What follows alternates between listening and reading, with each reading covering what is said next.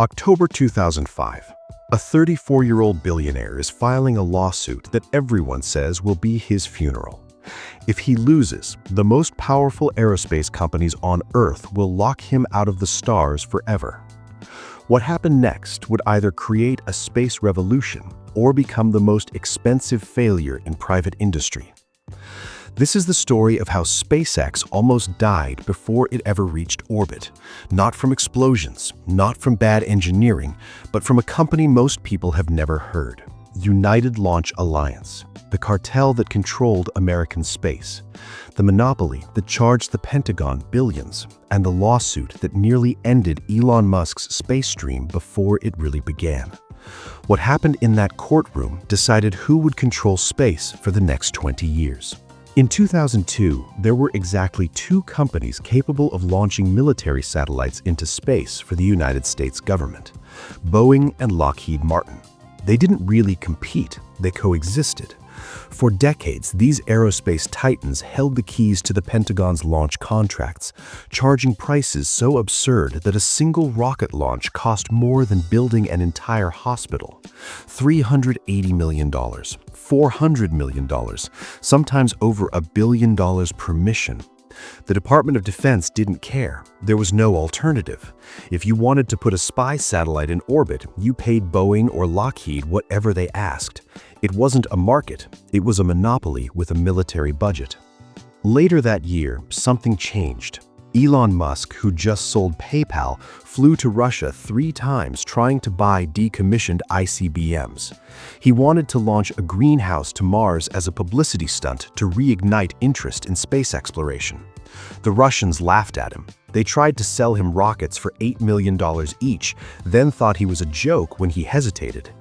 On the flight home, Elon Musk opened a spreadsheet and did the math. Raw materials for a rocket: aluminum, copper, carbon fiber, fuel. The actual cost was less than 2% of what Boeing and Lockheed were charging. He turned to his friends and said, "I think we can build the rockets ourselves." 6 months later, SpaceX was born. The pitch was insane.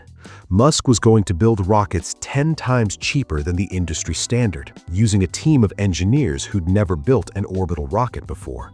He'd manufacture everything in-house, reuse components, vertically integrate the entire supply chain. The aerospace industry called it fantasy, reckless, impossible. But Musk had $100 million of his own money, and in 2002, the US government was just starting to realize it had a problem. Boeing and Lockheed Martin had been caught in a scandal. Boeing had been found in possession of thousands of pages of proprietary documents from Lockheed. The Air Force was furious. The monopoly was finally under scrutiny, and that's when the government made a decision that would change everything. In 2005, the Pentagon was preparing to award the EELV contracts, billions of dollars to launch military satellites. SpaceX saw an opening. Musk had spent 3 years developing the Falcon 1, a small rocket designed to prove his company could reach orbit. But here's what no one at SpaceX knew: Boeing and Lockheed Martin had already made a deal. In May 2005, Boeing and Lockheed Martin announced a partnership, not a merger of the entire companies, just their launch divisions. They called it United Launch Alliance, ULA.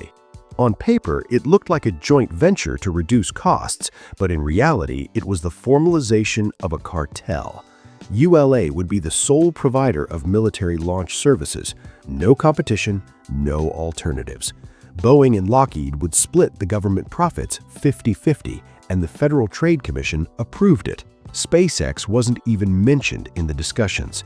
To the Pentagon, Musk's company was a noisy startup that hadn't even launched a rocket yet.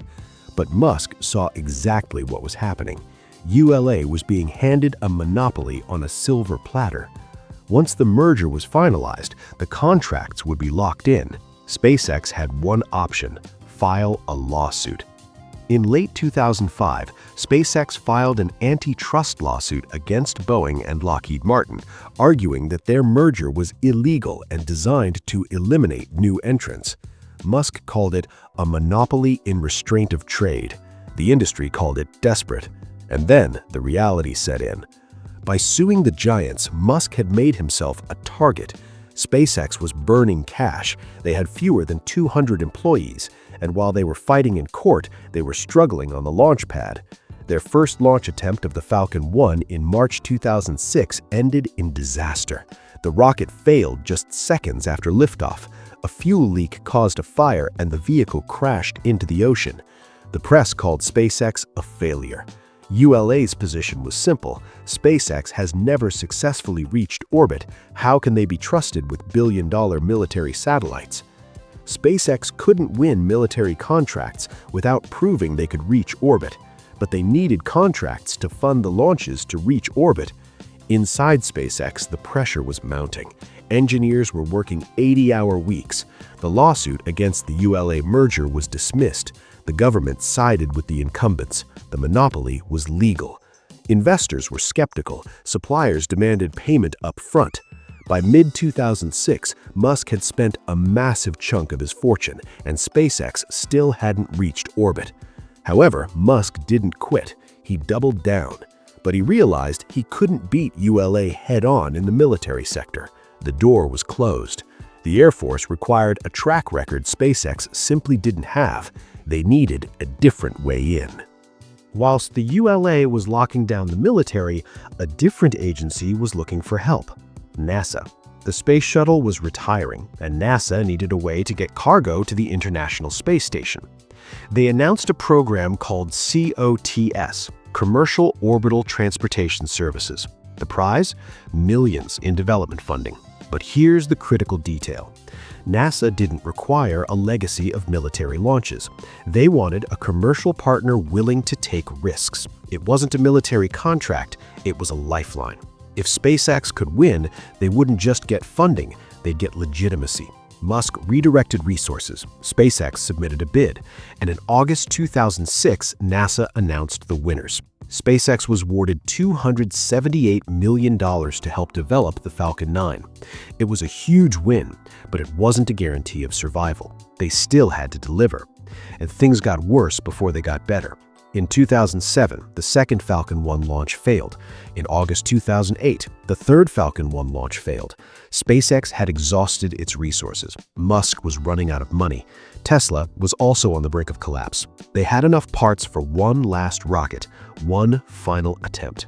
If Flight 4 failed, SpaceX was dead. However, then came September 28, 2008, the fourth launch of the Falcon 1. Musk was in mission control. The atmosphere was dead silent. The countdown hit 0. The rocket lifted off. It cleared the tower. Then it survived the first stage separation. And then, for the first time, a privately developed liquid-fueled rocket reached orbit. Elon Musk cried. The team erupted. But the celebration was short-lived. Reaching orbit was a technical victory, but the bank account was empty. By December 2008, SpaceX and Tesla were both days away from bankruptcy. Musk had to decide whether to split his last remaining funds between the two companies, likely killing both, or save one and let the other die. He put everything he had left into keeping them alive. On December 23, 2008, with literally hours of cash remaining, NASA called. They awarded SpaceX a $1.6 billion contract to fly cargo to the space station.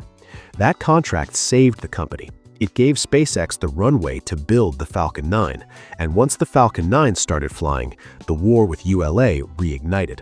In 2014, Musk sued the Air Force again, this time over an $11 billion block buy contract given solely to ULA.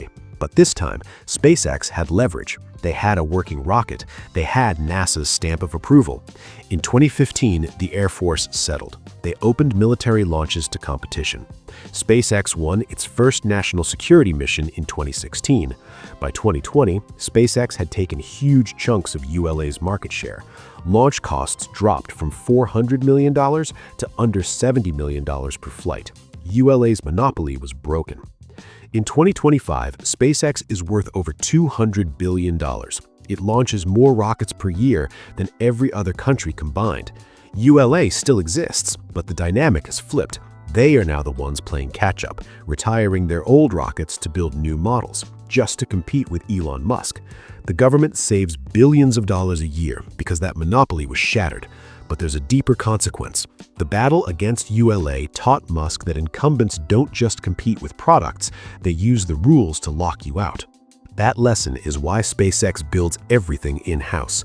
It's why they built their own launch pads. It's why they don't rely on anyone else. Musk learned that to disrupt a monopoly, you can't just be better. You have to be undeniable. And that lesson came from being locked out of a courtroom in 2005 and nearly going broke in 2008. In 2005, a billionaire stood against a monopoly and lost. The government sided with the giants. The industry dismissed him. 20 years later, the monopoly is gone. The billionaire's company launches the majority of mass to orbit for planet Earth. The rival that nearly destroyed SpaceX didn't fail because of bad technology. They failed because they thought a contract was a shield, and they forgot that in the long run, physics and economics can win against politics.